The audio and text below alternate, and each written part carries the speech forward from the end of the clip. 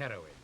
This is part of a $12.5 million illegal consignment seized earlier this month by the New York police, enough to feed the habits of all the city's drug addicts for several weeks. In this apartment, police found enough equipment to make up a heroin processing laboratory. The raid was just one of hundreds made every year all over America in an effort to curb one of the nation's most rapidly growing social problems, drug addiction.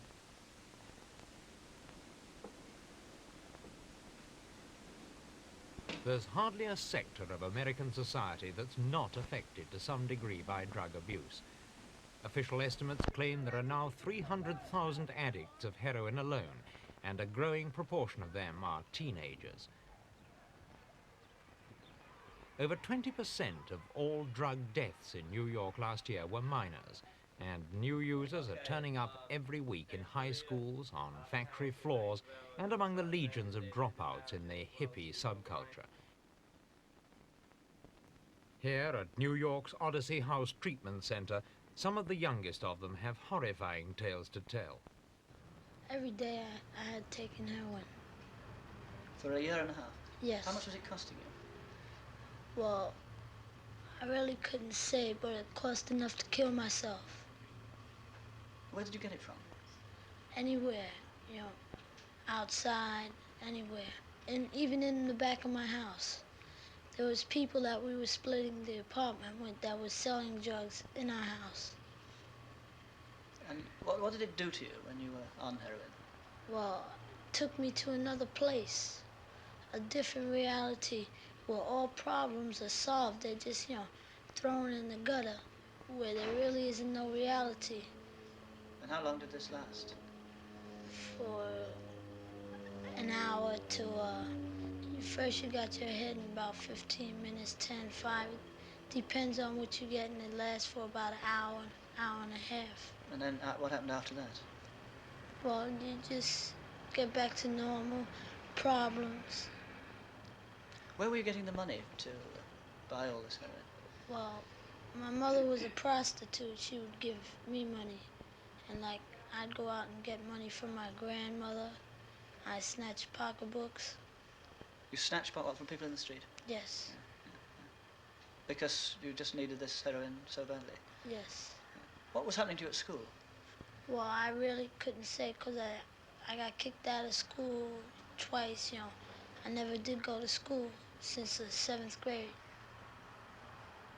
How many of your friends, your school-age friends, were on heroin? And do you know a lot of other people who were?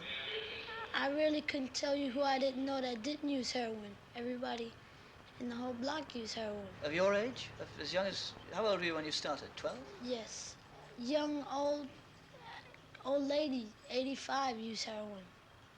Young people, 9 to 12, use heroin. 9 years old? 9 years old.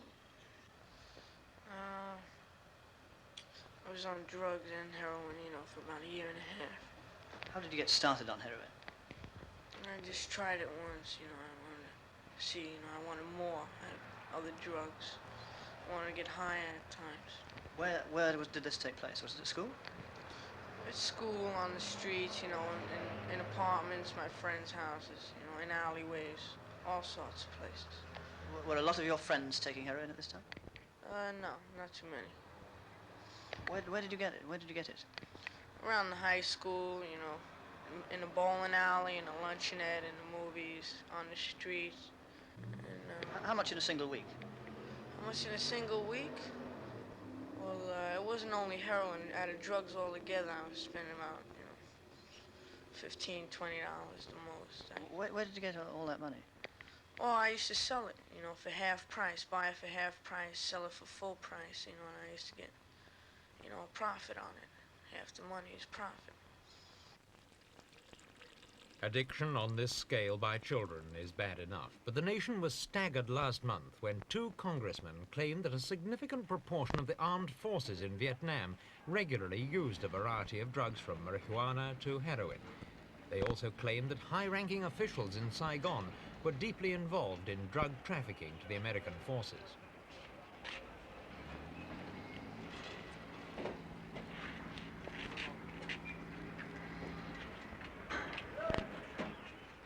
Washington now admits there is a serious drug problem among its servicemen in Vietnam, but official estimates of just how big it is are still very vague.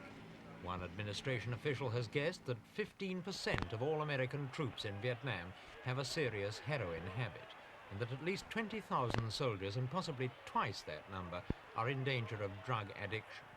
Certainly one of the quickest ways for a soldier to avoid combat in Vietnam and get back home is to take drugs.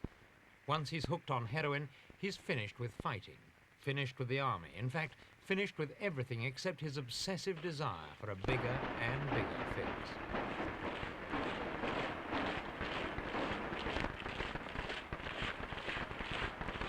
Since the Vietnam drugs issue first gained public attention, ex-GIs have been coming forward to say how easy it was for them to obtain drugs during their tour of 10 duty. minutes later, we seen him going out with his feet sticking out of the back of the Jeep.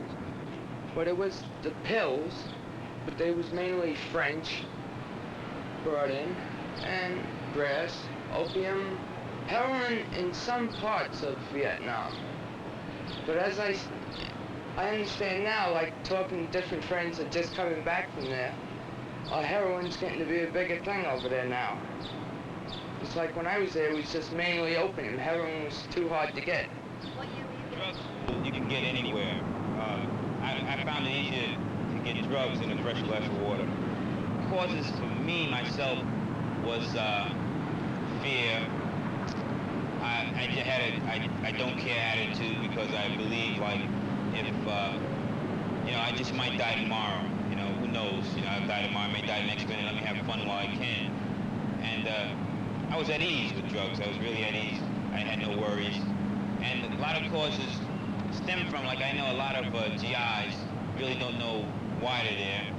And once they come to the realization that they don't know why they're there, they look for some type of escape.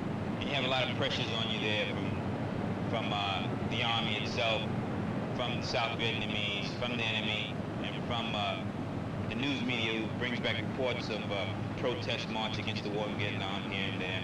And you have a lot of pressures on you, and you always try to find some type of escape. The escape they're looking for isn't hard to find. On this and many other streets in Saigon, US servicemen can openly purchase heroin and many other drugs. Policing all the crowded back streets and alleys in the Vietnamese capital is beyond the resources of the city's police force. Even so, in the first 5 months of this year, they seized over 100 pounds of heroin, 30 pounds of opium, and 10,000 pounds of marijuana.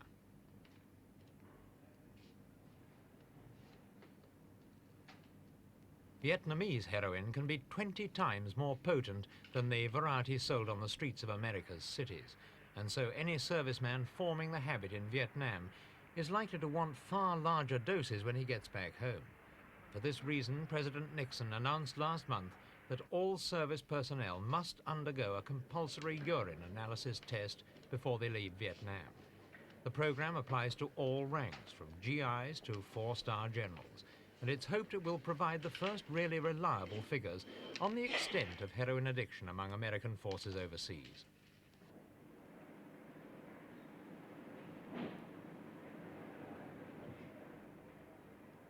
If the test's positive, the soldier concerned is given a week's detoxification treatment in Vietnam and up to 3 weeks further treatment back home before being discharged. So far, 22,000 men have taken the tests, and results show that less than 5% have been using heroin. But it's too early to say whether this is representative of the American forces as a whole. If the program works, it should prevent cases like Jerry, who's been looking for a cure for his addiction ever since he left the army. So then finally things got to the point where my parents told me that I would either have to leave the house or do something to rehabilitate myself. So I started looking into different various programs, and I was delaying, I was wasting time, I wasn't doing anything about it, and day after day would go by, and I was stealing money from my parents and things like that. So finally my father said, this is enough. I'm going to take you to the Veterans Hospital, tomorrow morning, and we're going to put you in there. So the next day, bright and early, he had taken a day off from work, and we left at about 8 o'clock in the morning to go to the VA hospital. And we got there and we had to go to the admissions office. And I had explained to the man that was working there that I was a drug addict and I was a Vietnam veteran. I had been wounded in Vietnam, and that I had been in the hospital previously and I would like to come back in, but this time for you know, some sort of detoxification or some kind of help to help cure my addiction. So he told me very coldly that we have no facilities here for addicts and that you would have to go to Beth Israel. You know, and that was it. And they handed me a piece of paper with the address and the phone number of Beth Israel on it. You know, and it was closed, shut right there. So after that, we went down to Beth Israel, my father and I, and we got down there about 9 o'clock. And we had to go into this large waiting room, and there were like, oh, I'd say 75 addicts there waiting to get in. So my father left me there, and I stayed there almost all day. And finally, I got to see a social worker, and he had interviewed me, and then he told me to go back outside and sit down again. So there I was with all these drug addicts, and a lot of these people were sick, and they were selling heroin to each other right there in the hospital. So, you know, it was the craziest thing I ever saw. So finally, it was getting real late, and I went up to the nurse, and I said, you know, what's going on? I've been here all day, and no one's done anything. So then I went in to see this fella again, and after I come out, I had to go back to the nurse's desk, and she told me to come back at the beginning of June, and they would give me a bed. Now, this was like sometime in February. So in other words, I would have to wait like 4 or 5 months before I could get a bed in Beth Israel Hospital. So, you know, I said, couldn't they do anything else for me? And they said no. So I had left, and I went back home, and I told my parents this. And things just went on as they were. I was getting high every day. My habit was getting larger and larger, and I had less and less money to support it.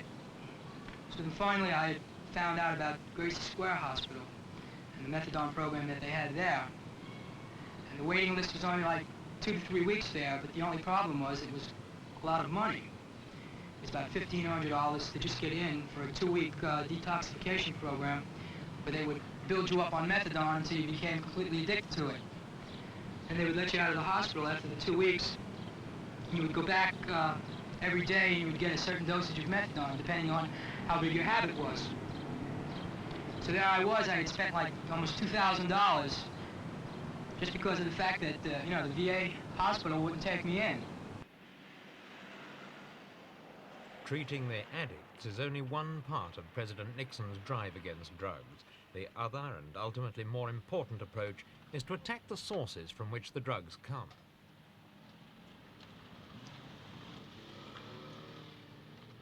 This customs check at the Mexican border was part of Operation Intercept, a program set up 2 years ago in which the Mexican and American governments cooperated to stem the flow of marijuana across the Mexican frontier. It was a great success. Large quantities of marijuana were seized. But the program was also criticized by some experts who believed that denying marijuana users in the United States their usual supplies only forced them onto harder drugs like heroin. The Mexican government therefore tightened up its own patrols, seeking out illegal poppy plantations and destroying the crop before the opium could be harvested from it.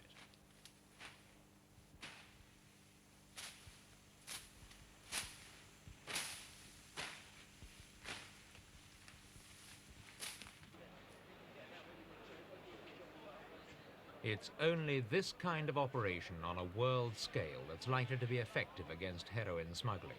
The opium poppy itself must be destroyed, so denying heroin manufacturers their raw material. Customs searches, of course, can help, but heroin is so easily concealed that even an army of customs officials couldn't hope to find it all. Most of the opium for America's heroin comes from Turkey, one of only 7 countries where the opium poppy is grown legally. For several years, the United States has been trying to persuade the Turks to ban the cultivation of poppies, or at least allow the US to buy up each year's crop. This diplomatic pressure paid off last month with the announcement that all opium production in Turkey would cease after next year.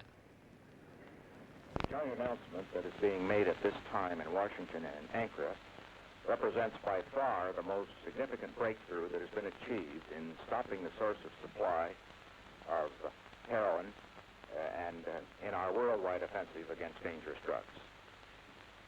60% of all of opium poppy, which is, of course, the raw material from which heroin is made, is grown in Turkey. As a result of negotiations that have been taking place between the United States government and the Turkish government has made a decision that it is announcing today, which means that the cultivation of opium poppy in Turkey will completely cease within 1 year, by June of 1972. This very courageous and statesmanlike action deserves the appreciation of all the people of the world and the people of the United States.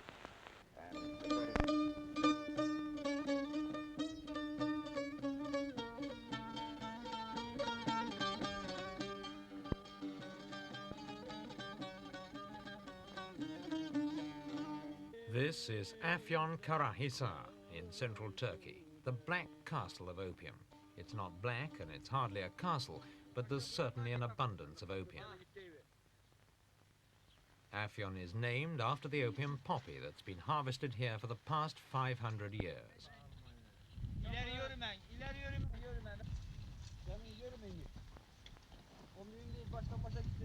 These are the last few days of this year's harvest, and it's been a bumper crop. The purple and white petals have been pulled off, and the farmers and their families move across the fields, making small cuts in the poppy seed pod. From the pod oozes a substance they call Afyon sutu, the milk of opium. It clings to the pod and becomes a brown resin called magun, or raw opium. It's the best quality opium in the world, and legitimately refined, it produces morphine with very potent pain-killing properties.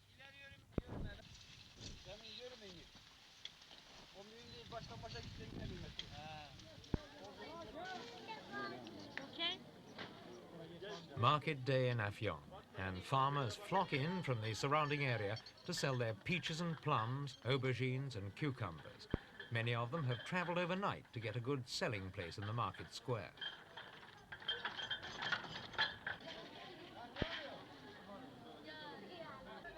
From the early hours of the morning, the narrow streets echo to a babble of noise as stalls are erected and the first bargains are struck.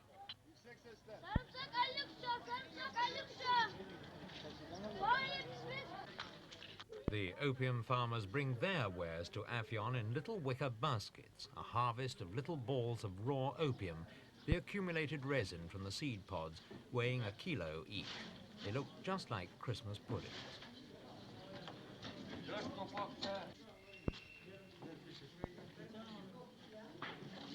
This is the cash crop for 70,000 families in central Turkey. They sell it to the government for the equivalent of $15 a kilo. The government then sends it to official laboratories for refining into morphine and other opium derivatives.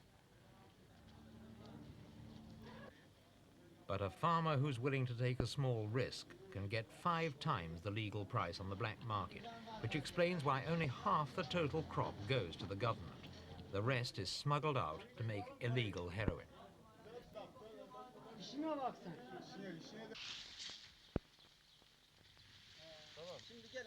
The opium farmers don't waste any part of the poppies they grow. The leaves are used for salads, the seeds are put into bread or crushed for cooking oil, and the stalks are used as firewood.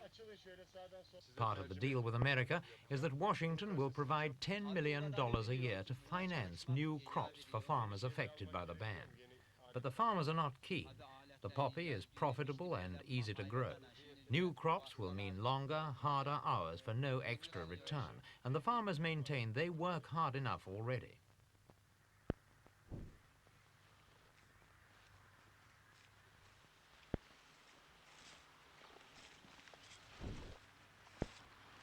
Most Turks who are not opium farmers have applauded the government ban, claiming it was necessary to avoid accusations that Turkey was contributing to the growing international drug menace.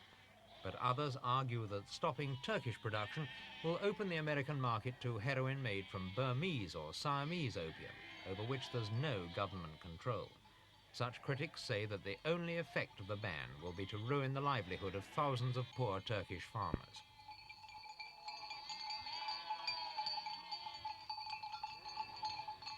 American officials to some extent admit the validity of these claims, but they argue that a sudden curtailment in Turkish supplies of opium would seriously jeopardize the whole international smuggling operation, and thus give the United States a vital breathing space for its anti-narcotics program to take effect.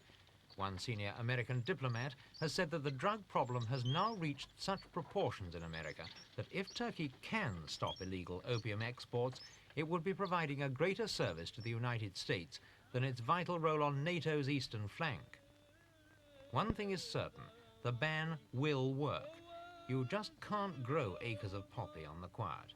And so it looks as though Afyon, the opium capital, will have to adjust itself to a different, drug-free future.